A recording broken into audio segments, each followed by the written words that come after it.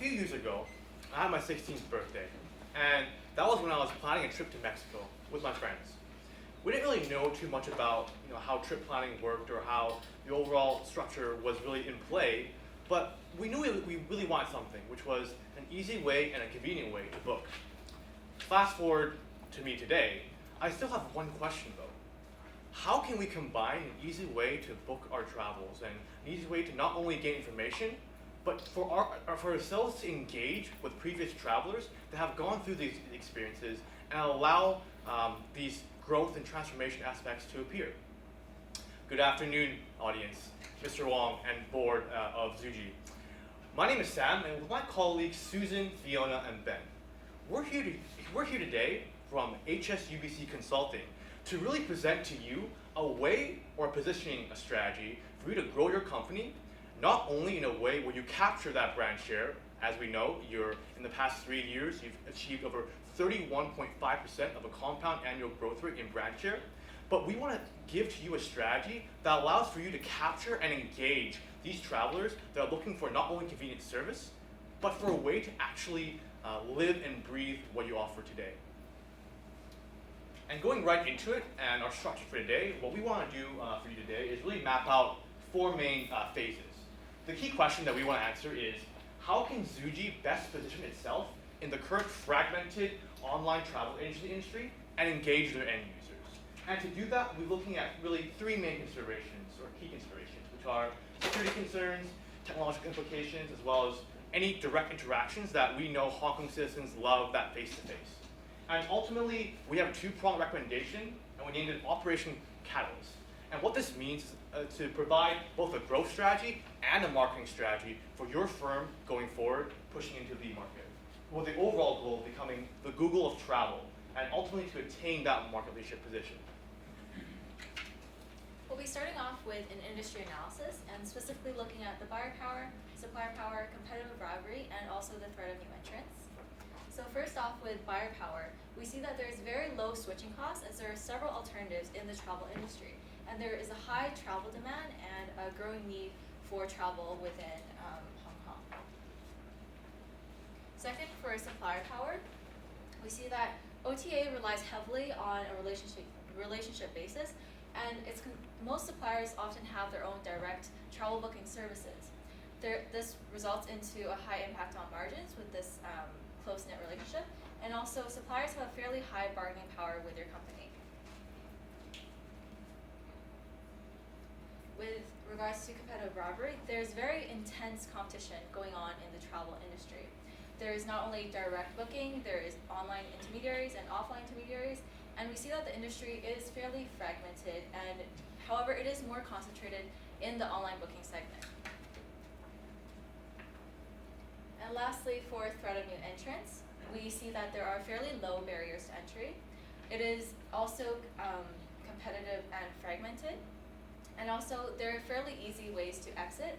And currently, there are global leaders planning to enter the Hong Kong market.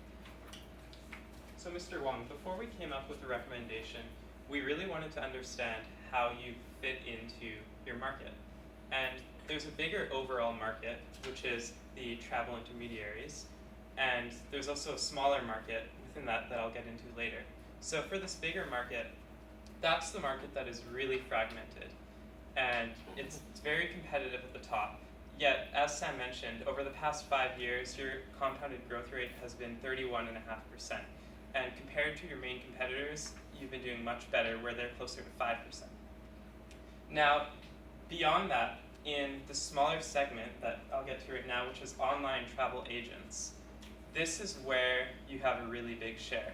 This segment of the market isn't nearly as segmented. The top 2 companies have almost 50% of the market, and you're one of those 2 companies.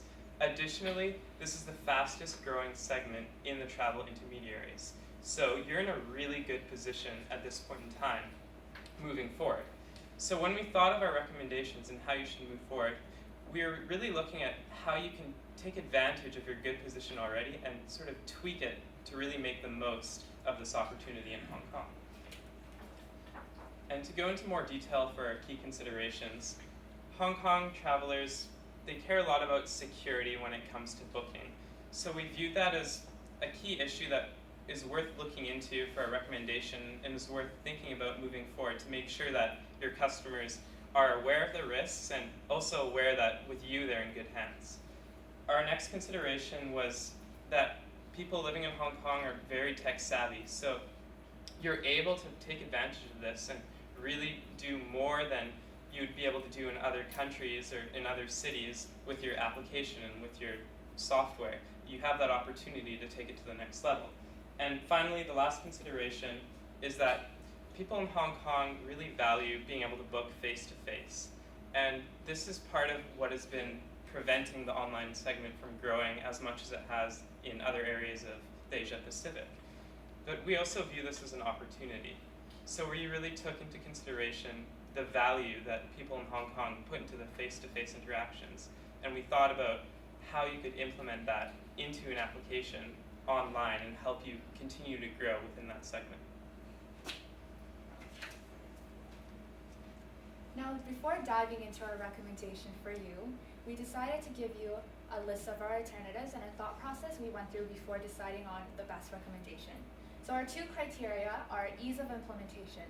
So given our resources and given our positioning, what is the best way we can utilize our advantages to get the best return? Secondly, we have impact on growth. So how can we gain the most market share? Our first alternative was to shift our resources to expanding abroad.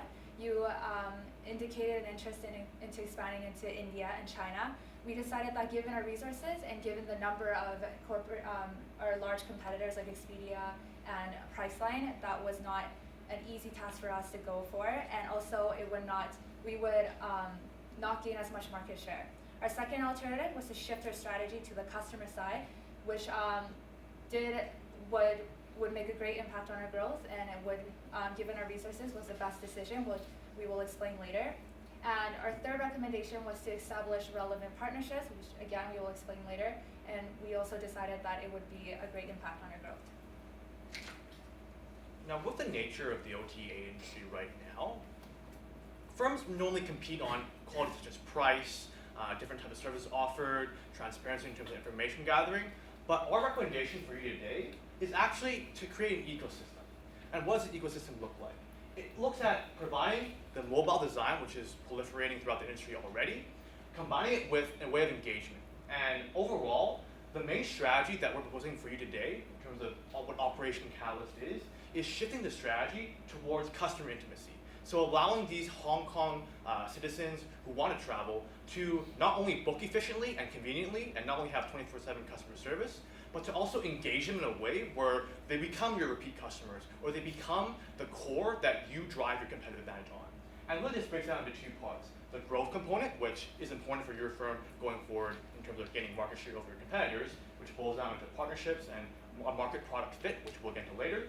And the second component is the brand component. So this is on the marketing side of things. Whether you're increasing the way you deal with user interface and user experience, or overall pushing out the marketing campaigns, which you have already experimented with and which has already given you success.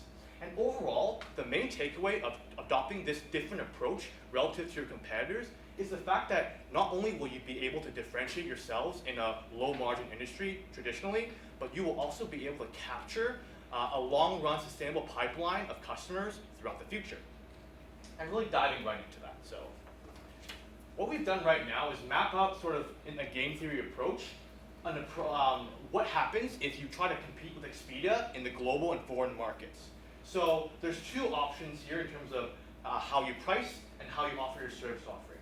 And this is a lot to take in, but really what this boils down to, if you compete with Expedia in the global markets or in the US market, for example, you will lose every single time because of the fact that if you decide to lower pricing, for example, they will respond by maybe expanding their operations or expanding the way they offer the services. And really what that really ends up with you is a situation where if you enter, the only response for your firm is to lower prices, and that's not a sustainable strategy in the future. And really what this means is that the only market you can focus on is the Hong Kong penetration in the short run.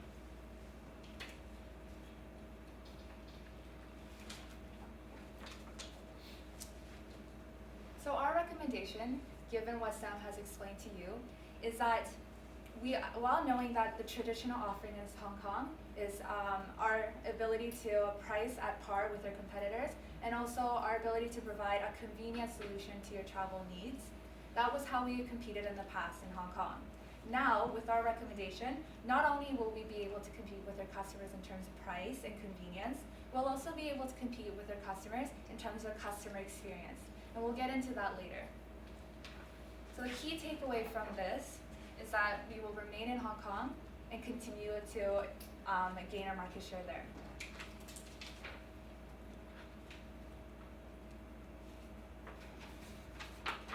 Our first recommendation is seeking out some strategic partnerships which would benefit the current direction for your company. So we have identified first off focusing on security, and second off exploring the option of startups that would benefit your business and providing services to the end customer. So in regards to security, we suggest that you seek out security companies to conduct audits of your current mobile and online booking systems to ensure that everything is secure for the customer as they book their travel plans online. And second, you're able to seek out security certifications which are reputable to, which appears reputable to customers and makes them feel a bit more secure when booking with your company. And in regards to startups, we would like you to consider companies that allow you to use mobile application systems to directly contact your customers.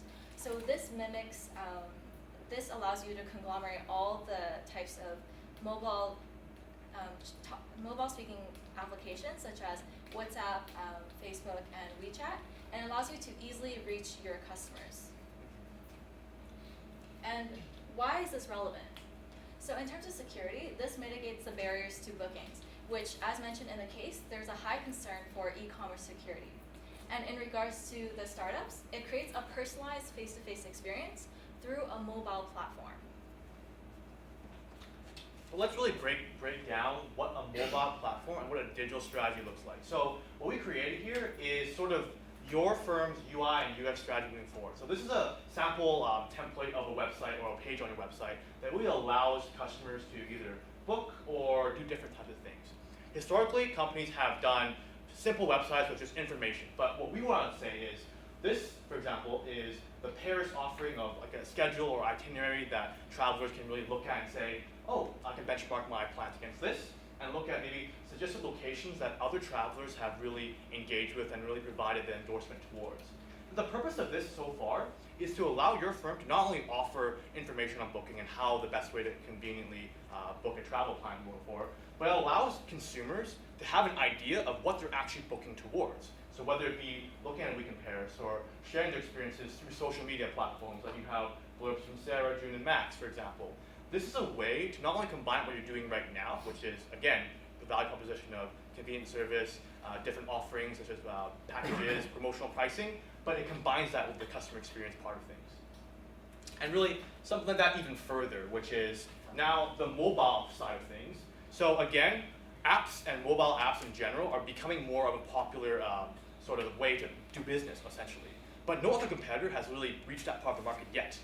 What we're proposing is to combine your website and this design experience with this mobile side of things, which is essentially a more convenient way to access the same services and the same offerings that you would get from a brick and mortar store or an online offering, but in a mobile form. So for example, you have the search, bookings, hotels, areas, and then boiled down into more tailored experiences and ways to actually look at the customer, whether it be click for personal customer service, so you actually get like a travel plan agent sort of help you and guide you through the ways, whether it be GPS navigating notifications, so when you're traveling in a particular location, you might have essentially messages that pop up based on popular destinations or activities that travelers have done before.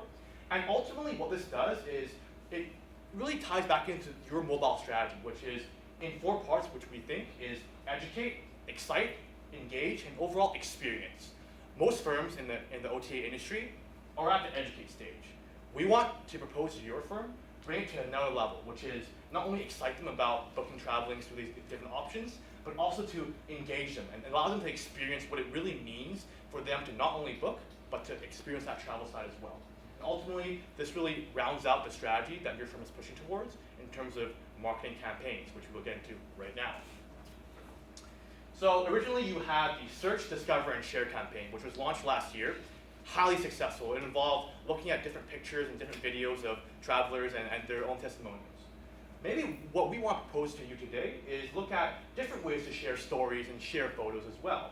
So this campaign might be called Humans of Zuji. You know, if you heard of the Humans of New York campaign, which they do take a lot of photos and they do really brand that story aspect of things, you can really experience and revise your brand in a way where you are completely differentiating away from your competitors. What really this does is it builds on your exclusive channels, your secret deals and your budget packages in a way where consumers are constantly engaging with booking based on your services and your offerings, but also collaborating with other individuals that really conform to the Hong Kong citizen need for engagement. Overall, this can help you capture greater brand resonance and overall greater market share leadership.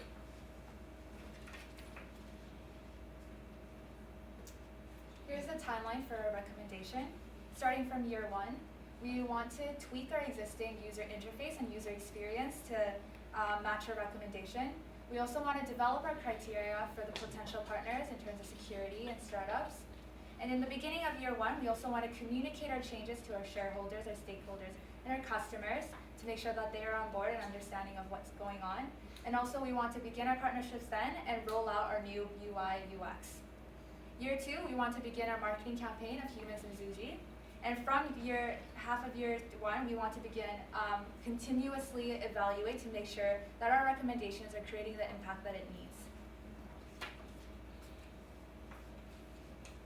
So now, moving forward with our recommendations, we put together some risks that we think you should be aware of. And the first one is that we gave you 2 partners that we think that strategically it really makes sense for you to partner with. But in a perfect world, of course you would get them, but that's maybe not going to happen. So we recommend that instead of focusing purely on those partners, you are aware and you create a list of other potential partners in those areas, security and the messaging for the face-to-face aspect that you have on both sides as a backup. Now for the second risk, it's that people use your site and your application to find the deals, but then just book it on their own without actually going through your site. And we really believe that following that same idea with the face-to-face aspect being important, we'll be providing, or we think that you should be providing a service ongoing after getting the initial booking. So as we mentioned, when your customers are traveling and they have these itineraries, now that motivates them to actually go ahead and book with you through your site because you'll still be with them as support and it'll give them that social side to their trips. Now finally, the last risk is there's a mention and there's been news of Google potentially changing their algorithms, and that would greatly affect, at least when people search for you or search for a travel agent, which sites come up. And we think that this is a risk that's worth being aware of, and we think that a way to mitigate this would be to look at the Google Analytics reports more closely than you have in the past, just to be aware of these potential changes moving forward with the algorithms. Mr. Wong, we've talked a lot today about how you're really going to position yourselves to maintain a market leadership position. Currently, you're 3rd in the OTA industry, which is fantastic, and these are exciting times. But what we want to emphasize to you today is if you continue to compete with these big OTA industries or even Expedia and all these other big companies, then what you really need to do is tailor your strategy to target that customer side of things. To not only focus on the pricing or the convenience factor, which are considered points of parity now because everyone is really doing it and it's so fragmented. What you really need to consider is ways to differentiate yourselves. And going back to my trip to Mexico 4 years ago, if I really look back and saying what I really wanted out of my experience, was that episode or that side of engagement that I never really got with Expedia. And really, now that I look back at it, whenever I really plan a trip ever again, it's all about looking at different ways to achieve the same success or the same convenience factor through different ways. And one of the ways is if I talk to people and interact with people as well. Thank you.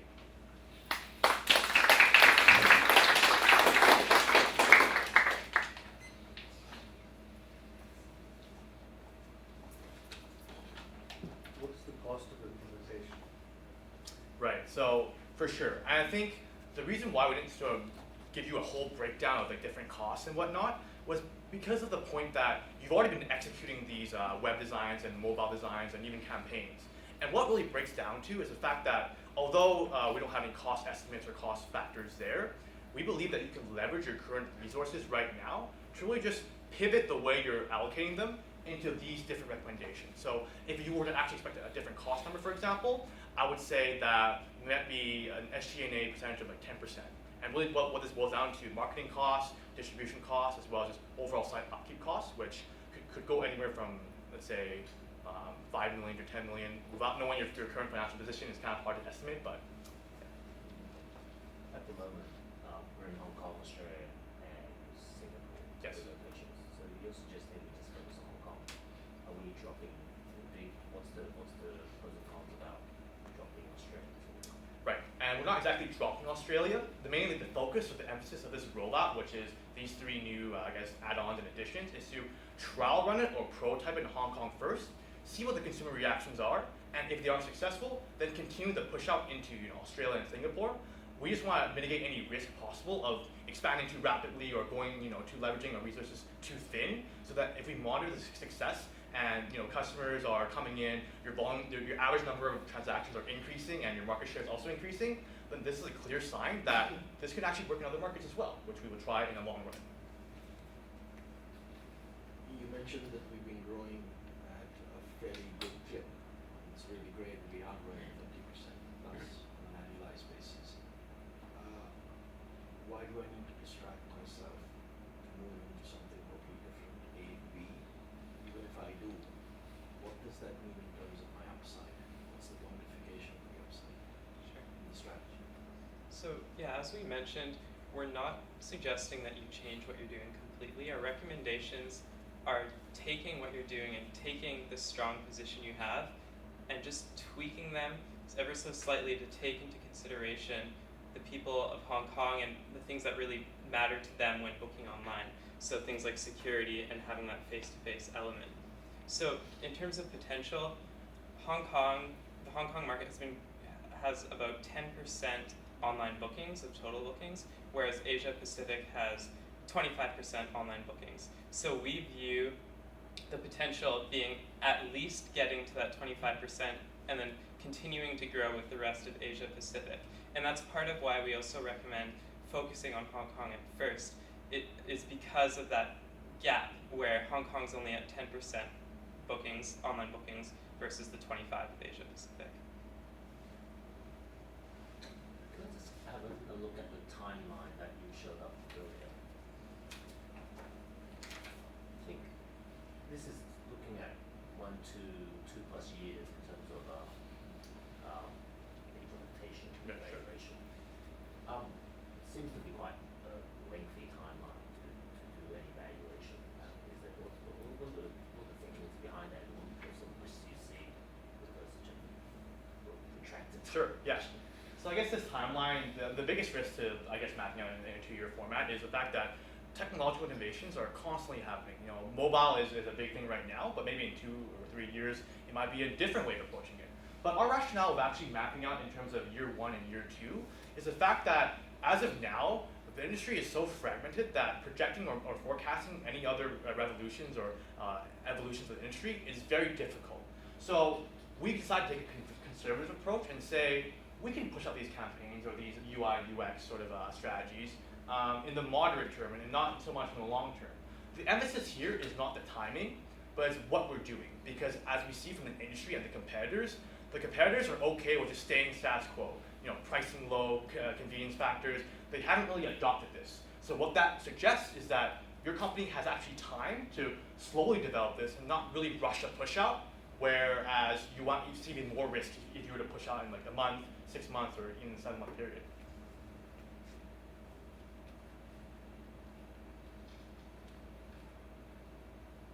If you look at the ecosystem you talked about, why aren't we thinking about maybe bringing in or providing pricing or our service through a multi-provider platform?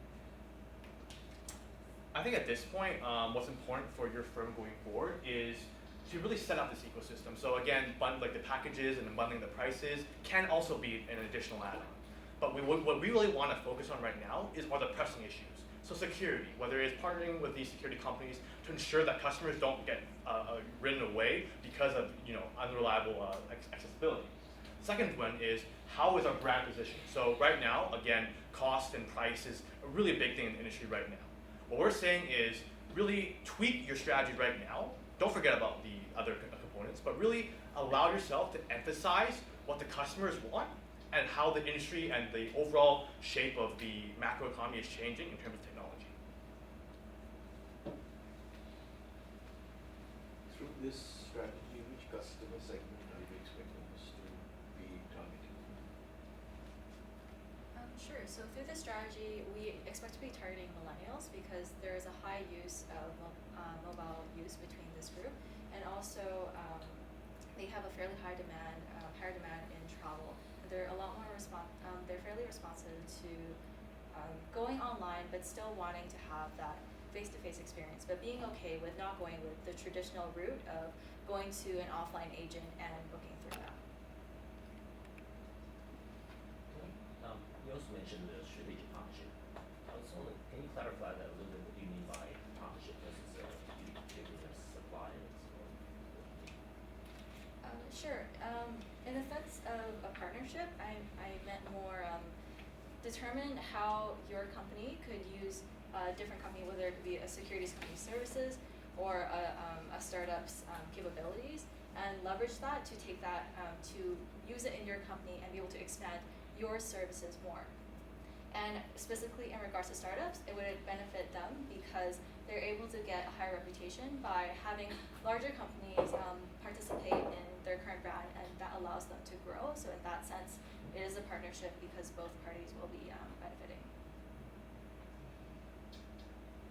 So the security concerns which you pointed out that we need to focus on that, which segment of the market does this come from? I guess it'll come from multiple segments, almost because of the fact that even in the older generations, if security is a concern and precious information is at risk, then no one will want to book on an online platform in any case.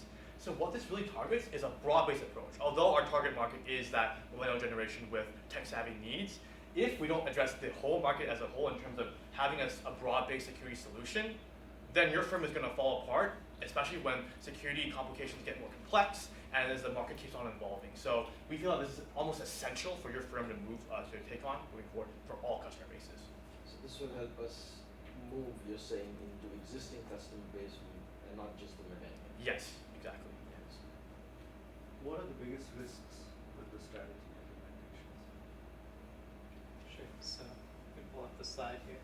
So definitely one of the biggest risks with the partnerships is not being able to find your ideal partner, because as I said earlier, it's easy for us to say here, find a security partner, but in reality that may take time. And that's also part of why we've laid this out over a couple years, where we've given you time and we've accounted for that, where it may take time to actually find that partner that works for security, or those partners in startups for the social aspect that work. So one risk would be that extra time that it takes.